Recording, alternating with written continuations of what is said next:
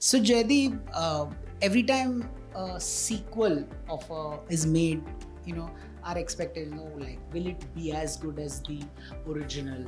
Sequel के साथ जो सबसे बड़ा एक चैलेंज है वो ये है कि आपके पास अब सरप्राइज एलिमेंट नहीं है as a character. Hathiram is there established all together. Now it is more difficult to play Hathiram in season 2 because एक तो वो कहानी ऑलरेडी 3 साल आगे जा चुकी है, उसका जीवन भी 3 साल आगे जा चुका है. नाउ जो ड्राइव थी हाथीराम में एक टाइम पे कि उसको कुछ प्रूव करने को नहीं मिल रहा है, और जब उसका हुआ, उसके साथ वो घटना घटी और उसको समझ में आ गया कि this world is almost unamendable. Basically ये ऐसे ही चलेगा, पूरा system is like that. It's सब अपने अपनी जगह पे बैठे हो. जैसे सीजन 1 में एक लाइन थी, थोड़ा लंबा हो सकता है जवाब में, पर कोशिश करूंगा थोड़े कम शब्दों में. सीजन 1 में एक लाइन थी कि चौधरी, जो तुझे ये सिस्टम दिख रहा है ना, ये बाहर से बहुत ही लचर पचर दिखता है, पर एक्चुअली अंदर से बहुत ही वेल ऑयल्ड मशीनरी है. और जब एक पुर्जा खराब होता है तो पुर्जा बदला जाता है, मशीन नहीं.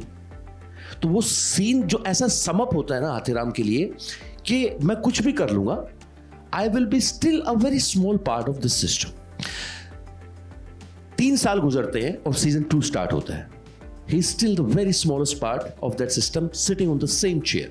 नाउ द चैलेंज इज, पहला चैलेंज तो राइटिंग में कि वो क्या करने वाले हैं. मेरे लिए ये था कि क्या मैं उनको वो 3 साल की थकान, 3 साल की बोरियत, वो जो दूरी हो चुकी है अंसारी से, वो इसके बीच में बेटे के साथ क्या रिलेशनशिप बदल पाया है, वो क्या मैं वो सारे इमोशन दिखा पाऊंगा. और खूबसूरती ये थी कि एक दौर पे आधी सीरीज तक Hathiram is in the background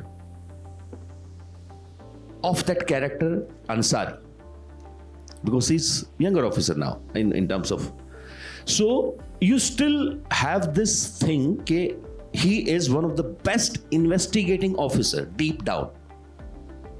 so Hathiram की वो जो चीज है कि वो कभी बाहर नहीं निकल पाता. अगर उसको पता चल गया कि अरे लड़का एक ये बैंड में काम करता और ये चला गया, कहीं गायब हो गया, he is bored out of it, he doesn't want to go there.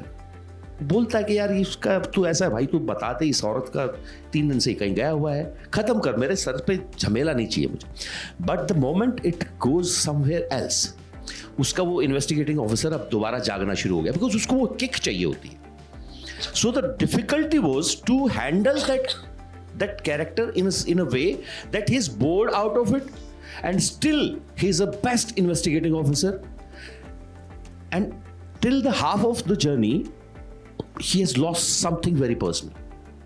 Now the game is different.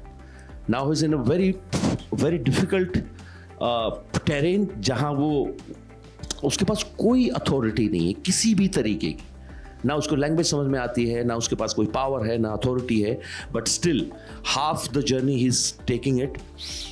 And वो सब खत्म होने के बाद भी कुछ नहीं बदला. He goes back to the same guy जो शुरू में, जिसका अदरवाइज अंसारी चला गया है, मेघना बरुआ चली गई है. Why is so bothered about it? Because he can't live without the truth.